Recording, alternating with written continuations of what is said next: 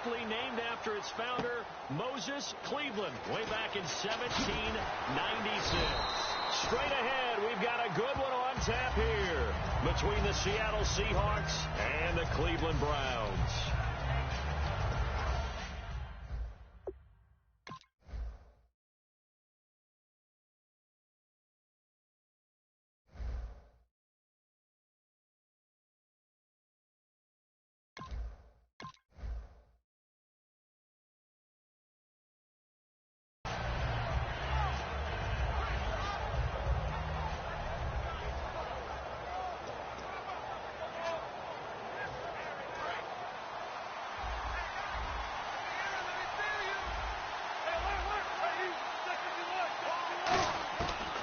Now, Wilson on first down. And he hits Jermaine Kearse.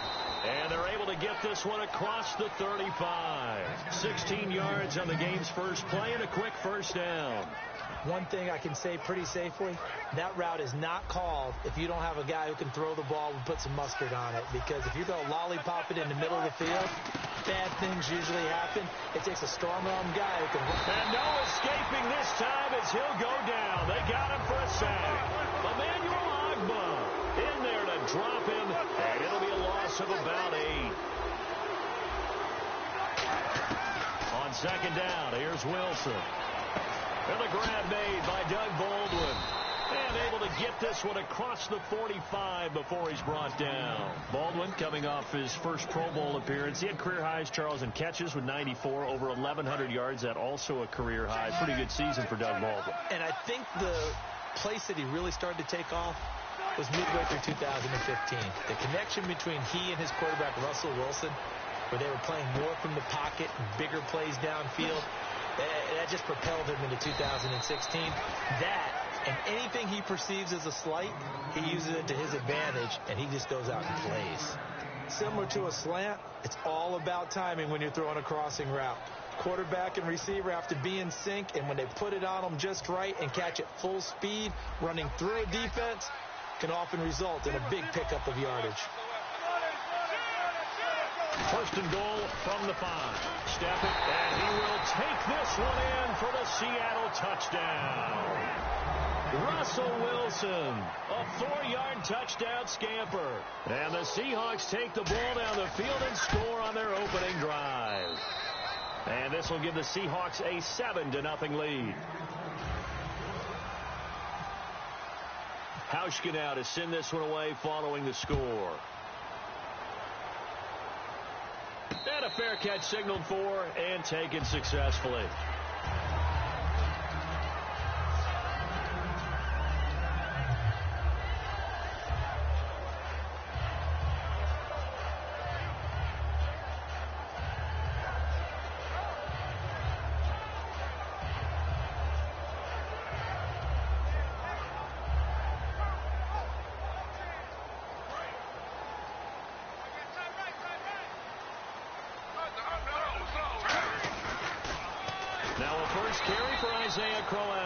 And he'll wind up losing yardage here back at the 21-yard line. That's going to go as a loss of 4, and it'll be second down.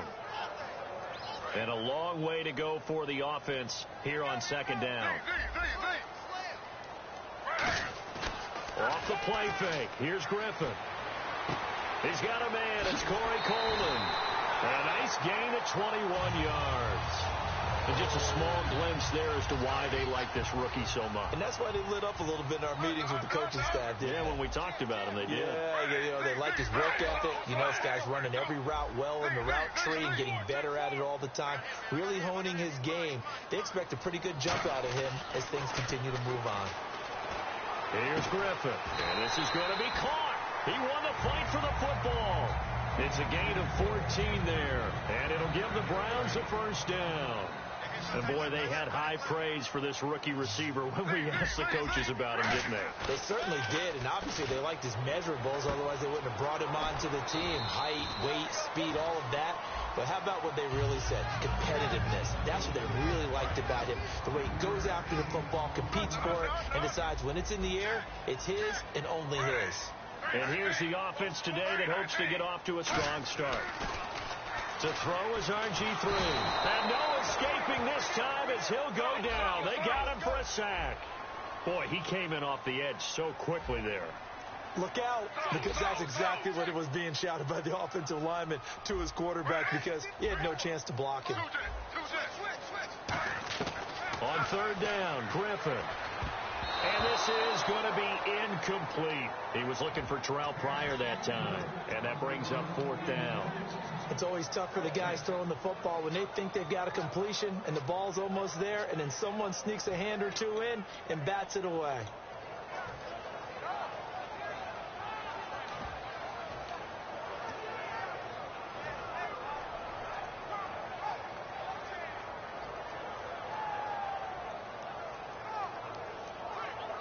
Now look at this, 4th and 12, and they're going to line up to go for it. So the D-line's going to spread out.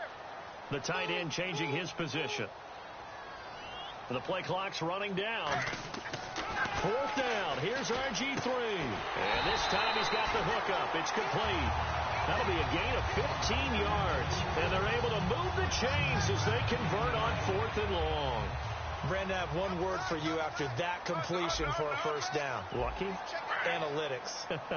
Well, the analytics say you punt the football there. So we're changing to analytics as we go, right? What a big-time play for them, and really took a big-time chance. Yeah, big-time first half chance. As I watch that play unfold, stereotypes are being broken left and right. As a corner, you're often back there guarding against the pass. But how about that diagnosis and read and getting into the backfield and making a nice play and a tackle? On second down, here's Griffin.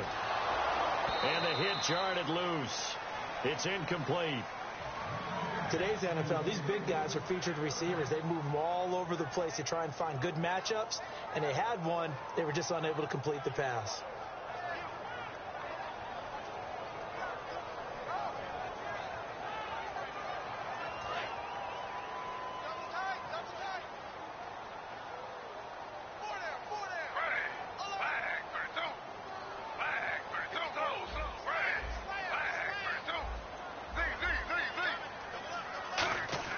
Third and long. It's Griffin. Now this is brought in by Pryor. And he's going to be taken down, but not before reaching the 15-yard line. Back with Charles Davis. I'm Brandon Gaudin. The Browns with a football to begin quarter number 2. And they're on the move here. They've got it 1st and 10.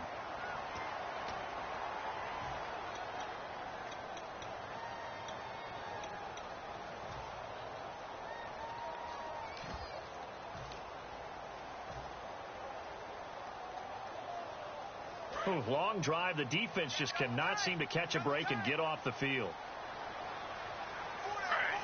They'll bring a receiver in motion left.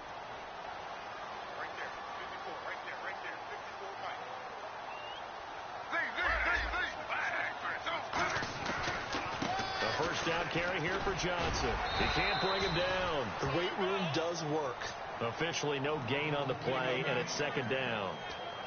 Well, at least he was able to break that initial contact, or it could have been a loss. Yeah, give credit to the defensive player, though. What did he do? Made him slow down, slow up his feet, and allowed the rest of the guys to get there to finish him off. Offense still needing 10 yards. Second down.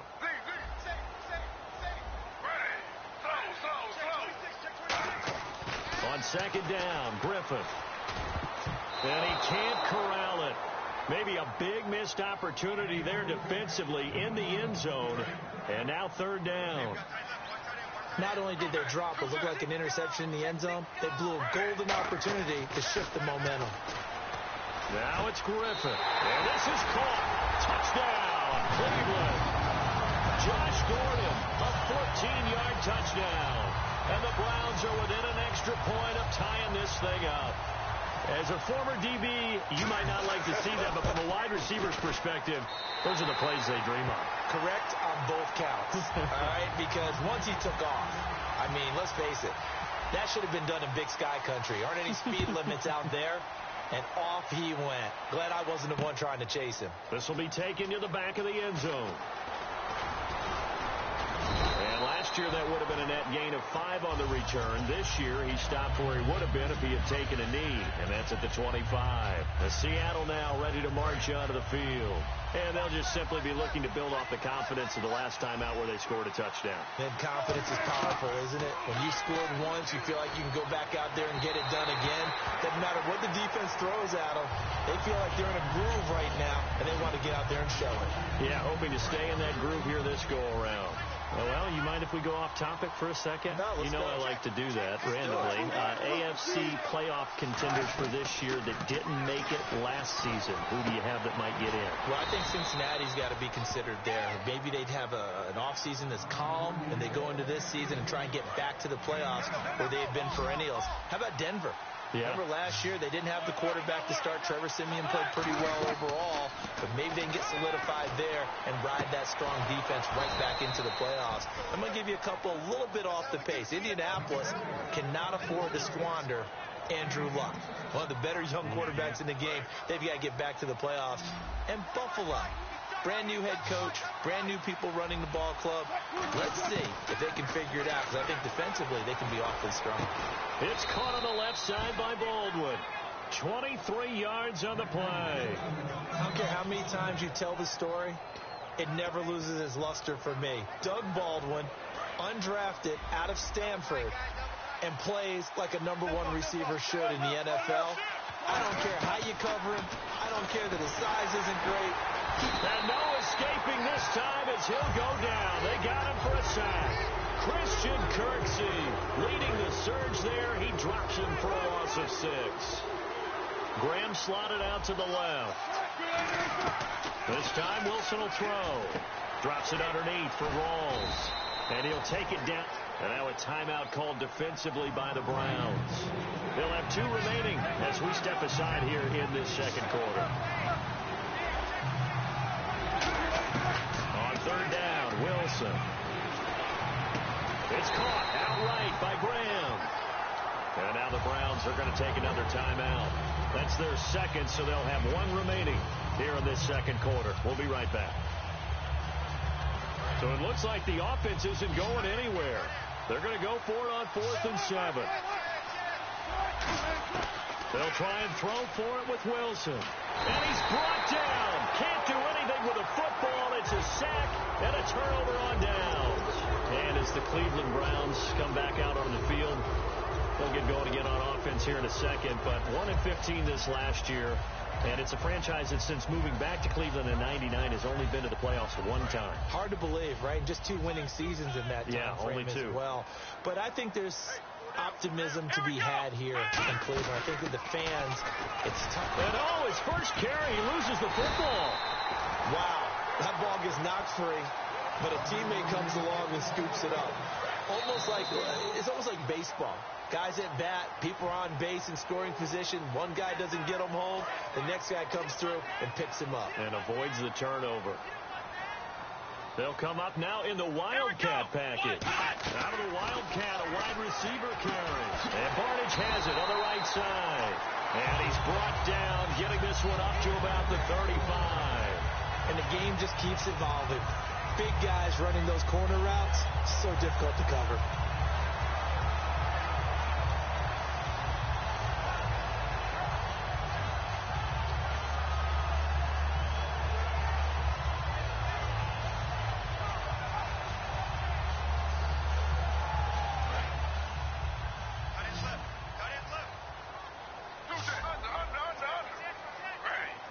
They'll bring a receiver in motion left.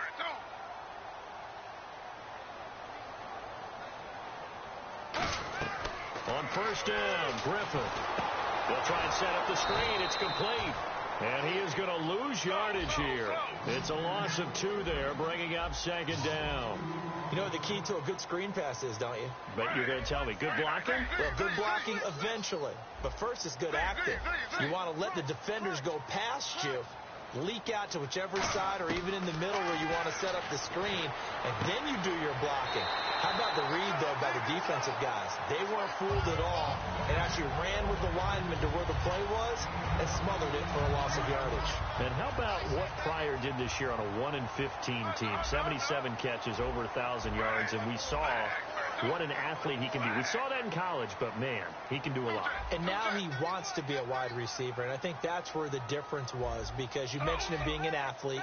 He still wanted to be a quarterback, so he was resistant to making the move out wide. And now that he's doing it and doing it on a regular basis, I think this is the baseline of numbers we can come to expect from Terrell Pryor. And now it looks like they're going to be in the hurry-up. Well, the strategy was evident there. Get it to your tight end and make it a one-on-one play with a cornerback. Who's usually going to win that one? The tight end, but not there. Not in this situation. How about the corner defeating that logic and making a really nice tackle? To throw is RG3. It's caught. It's Barnage over the middle. 23 yards on the play. And there's another completion to the tight end. And let's face it is hard to overthrow a 6'6" target. It is indeed. Quarterbacks like their speed guys. They like that huge 6'6" target that they've got in him. They really do. And it reminds me of what one great tight end told me once. He told his quarterback, just make sure you throw it up there. You know, kind of like put up in the top shelf where the kids can't get it. The good signal callers will never go back in the huddle and play the blame game because they need those guys to protect him. But on that last one, his offensive line, they lost their leverage very quickly, and that's why they were able to get to him and hit him as he tried to throw the football and force an incompletion. And Parkey's kick is good. Okay, well, so much for the halftime report here. Guy can't even finish his Snickers. We're going to get right to the third quarter. Let me spit this out. And no return on this one as the fair catch is signaled for and taken. Here's the Browns offense now getting set to start off this third quarter. They have the lead now. They'll be looking for some separation here as we begin the third quarter. I like the way you term that because now I think they go a little bit deeper into their playbook. They like what they did in the first half. That worked okay. But in order to get the separation that you just talked about, change things up a little bit.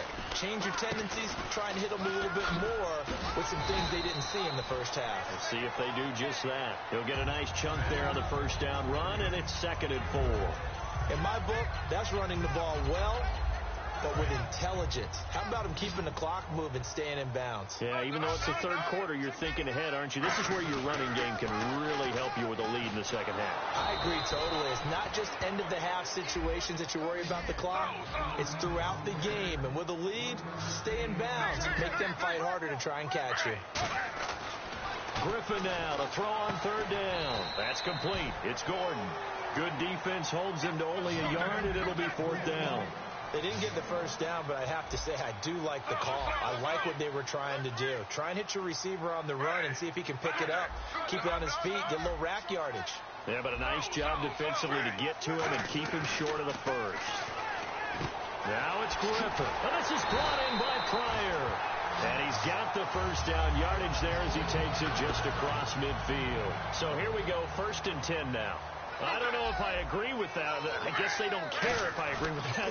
But, boy, you have to be surprised by that, right? I definitely was surprised that they decided to go for it in this situation. But they must have either felt like they either had a great play call on or they're trying to show extreme confidence.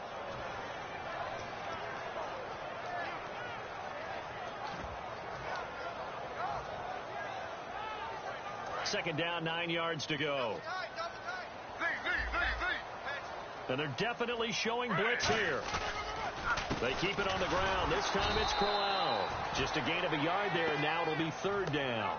The best defensive linemen, they play with great leverage so they can get low and not get bowled over by offensive linemen. They have excellent hands. They can throw people off on a play. We just saw a great example of a really good run stop by a guy playing the defensive tackle position. On 3rd down, Griffin. And it's a short one here, complete to the tight end. They stop him for only 3 that time, and that'll bring up 4th down. So much about this game is just understanding situations and then having to execute, isn't it? Guard the first down sticks. Don't let them get there. And they rallied and made the tackle.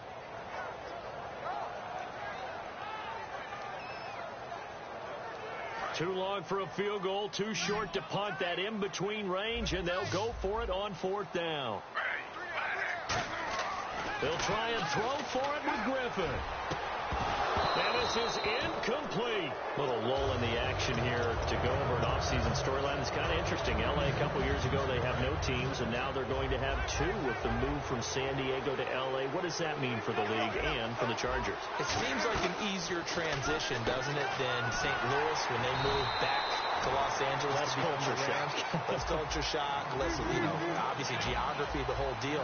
But it's a transition that still is not going to be easy. Remember, they're going to go play in a soccer stadium, essentially, for at least the first couple of years before they share a stadium with the Rams. So that changes things. Obviously, trying to create an identity in the market they haven't been in a long time. They began as the Los Angeles Chargers, but only played one season as such. Graham slotted out to the left. They'll run it now out of the gun. And able to break one tackle, but then quickly brought down. But a nice little gain. It'll be a pickup of 10 yards. And it'll be second and very short. Looks like the defense in press coverage here. They stay on the ground. Rolls again. And he'll get him inside the 15 down to the 14-yard line. Give him 3 yards and a fresh set of downs. Well, the offense lining up 1st and 10. But that was a unit that understood exactly where the first down marker was, handed it to their guy who could run it, created some space, and he got there. And nearly picked off there, and it would have been a great time for their first pick. Instead, it's second down. I know in every game we do, we talk about momentum. That was a momentum play lost.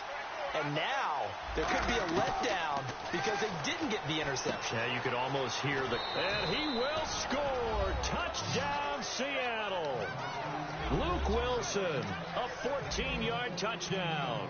And the Seahawks are going to retake the lead. A good tight end is a heck of a weapon for any quarterback, especially when you're able to create some mismatches. Sometimes they work against a linebacker. Sometimes they work against a smaller defensive back. But when they find it, they go to it, and it often results in touchdowns.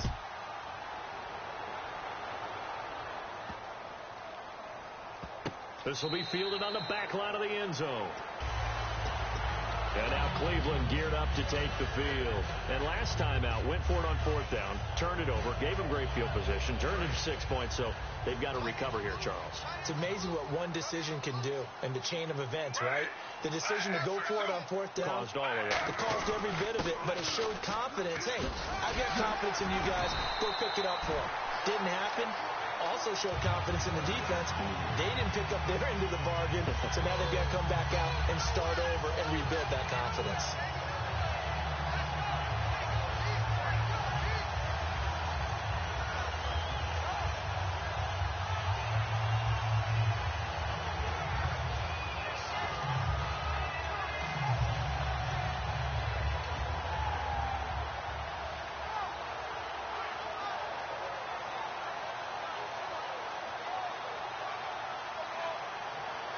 Play clock winding down. And we're back now here in Cleveland. So the run gets them the first, and now they operate with a fresh set of downs. And he motions the wide receiver. And they'll go on the ground. And getting this just shy of midfield, they'll spot it at the 49. 12 yards on the pickup, and it's good enough for a Cleveland first down. Absolutely love the run right there. This guy's known for his quickness, but also for his speed, and he's able to get to the second level almost before you blink if you give him any type of blocking. Always talk about slot receivers. They're usually known as quicker than fast. In this case, we've got a guy who's quick and fast, and he used it to great advantage. Quick pass play there on the slant, Charles. Works out well for the offense. The offense loves it. The defender hates it. Hard to get through the body of the receiver to get to the football trying to cover a slant. No gain on the play. It'll be second down. So they're still at the original line of scrimmage here. Second down and 10.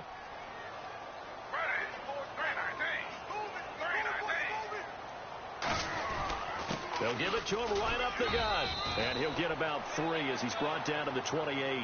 We always like to talk about defense in terms of levels. First level defensive line, second level linebackers, third level defensive backs. On that run, that was what we call a first level run, and it was stopped by a second level play. This will be caught inside the 10. It's a gain of 20 and picking up the first.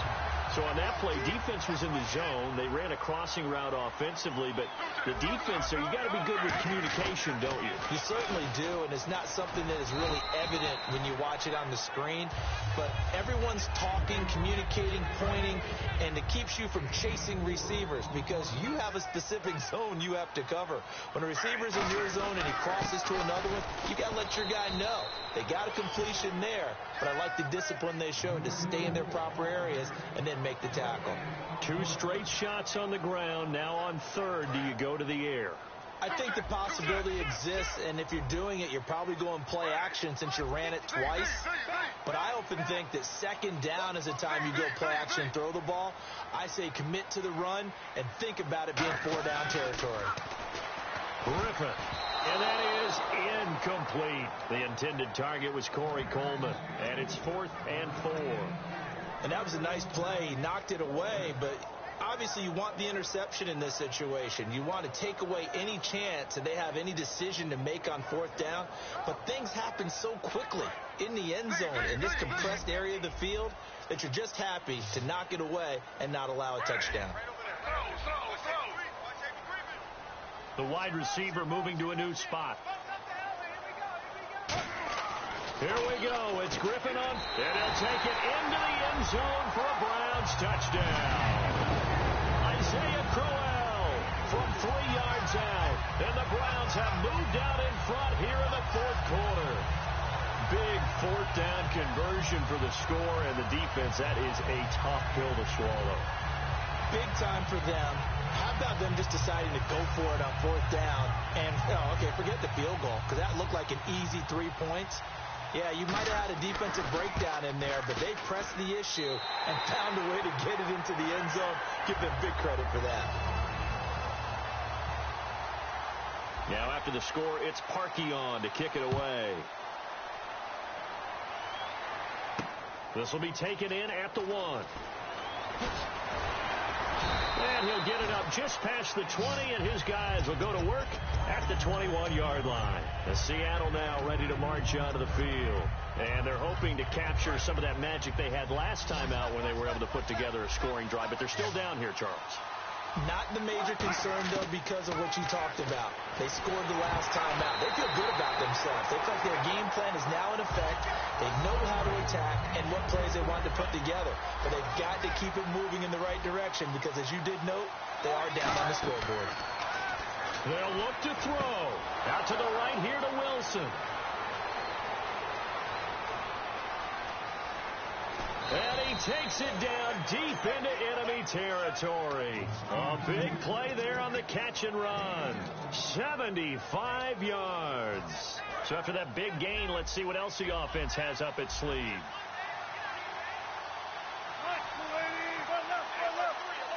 Here's the sneak with Wilson. And he's maybe going to get this back to the 4, but that's about all. And now a timeout called defensively by the Browns. It's just their first. They've got 2 more to use here in the final stages.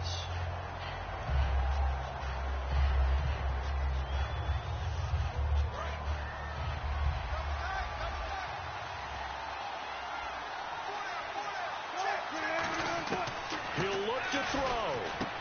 End zone caught. Touchdown, Seattle. Jimmy Graham from 4 yards out. And the Seahawks have taken the lead here in the 4th. It's up and good to make it 21-17.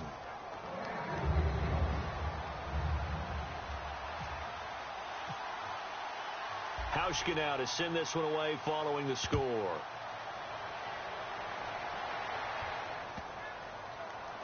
That's fielded in the end zone. And the Browns getting set to go. They're down here in a 1-score game. But the time, it's a factor, but it's not a huge factor right now, is it? It's really not, because this amount of time gives them a chance to run their offense, to go through play sequences.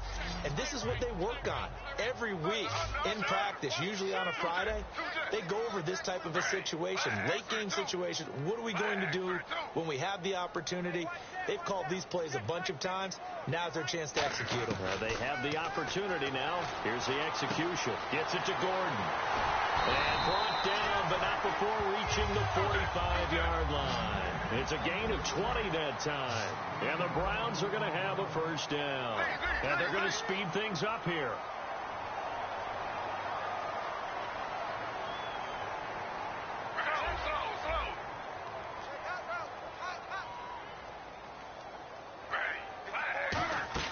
Back to throw. Out to the flat. That's complete to his running back. And out of bounds on the other side of midfield at the 45. That's what they need right now. Get the first down, get out of bounds, stop the clock. Just playing smart football, understanding the situation, making the plays necessary, and making sure that clock stops at every opportunity.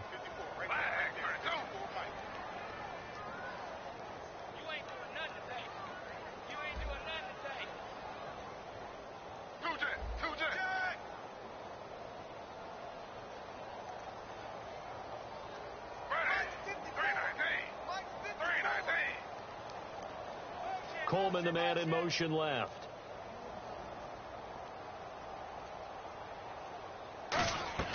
He's back to throw. Now they set up the screen. That's complete. They find some open field here. And he's going to go out of bounds at the 30-yard line. It's a gain of 15 that time. And it'll give the Browns a first down.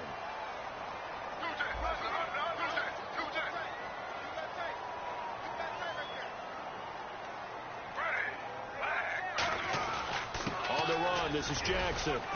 And he'll take this down just shy of the 25-yard line. 3 yards on the pickup there, and it'll be second down. Well, so many times we look at a short run and we praise the offense for trying to set the tempo and establish things. But the defensive guys, hey, they just won the battle there. It wasn't a big run given up. They don't always have to absorb the body blows. Sometimes. Now whistles come in. We're going to get a timeout here by the offense. That'll leave them with just one remaining in this fourth quarter of play.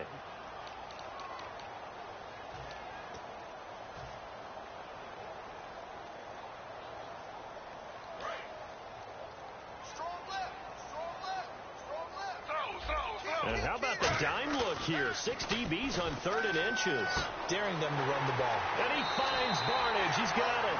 It goes as a gain of 8, and it moves the chains. Well, they've had a great, impressive drive going here, and that pickup ensures the drive continues. And not only do you continue the drive, which is demoralizing for the guys on the defensive side of the ball right now, but you make your own defense happy. You're able to get a little more rest over on the sideline. And he's got it.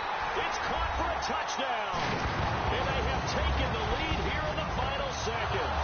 So with next to nothing left on the clock, they get Charles what should be the game-winning touchdown catch. That felt so much like practice and preparation coming together. So many times your last practice of the week, you score the game-winning touchdown. Everyone leaves the field feeling good about themselves. They got it done for real in this situation. This will be fielded at the 6. And terrific field position here as they finally get him just shy of the midfield stripe. And out now come the Seahawks. So you're right there, but obviously the clock is not your friend. How do you handle this situation? You're thinking 2 plays.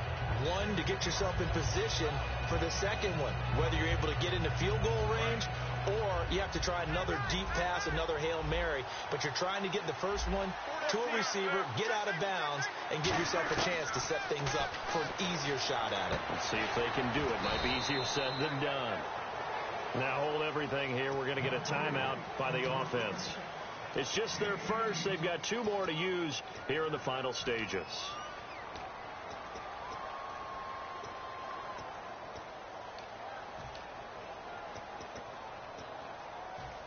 Offense comes to the line now, 1st and 10. In the slot on the right is Graham.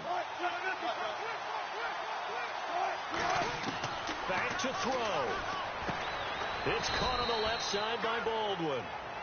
Now whistles come in. We're going to get a timeout here by the offense. And as the 2 teams talk it over on their respective sidelines, we take a break.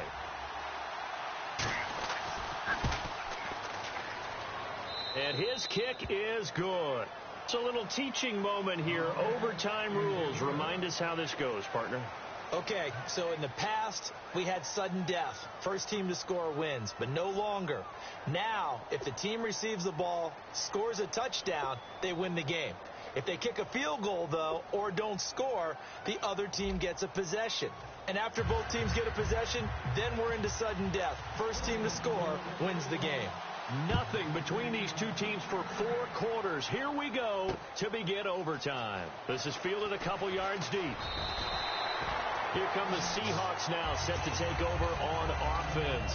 Set for their first drive here in overtime. And this is where the crowd can really become a factor. They've had to battle it all day, but I know what you're saying. In overtime, that gets doubled, doesn't it? At least, because now the crowd really wants to be involved and help their team, and that first drive can dictate the whole thing, because they know if this team takes it downfield and scores a touchdown, it's game over. It's been loud in here so far.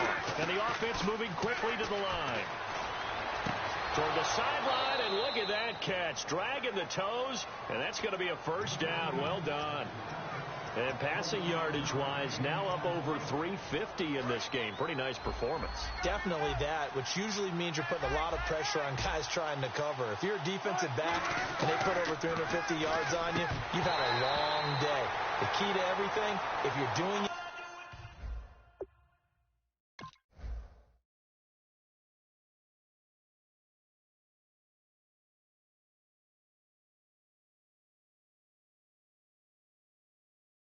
without throwing interceptions or turning the ball over. Second down now after the incompletion. It's a 5-receiver set. 3 to the left, 2 to the right. Again on 2nd and 10, it's Wilson. This will be caught.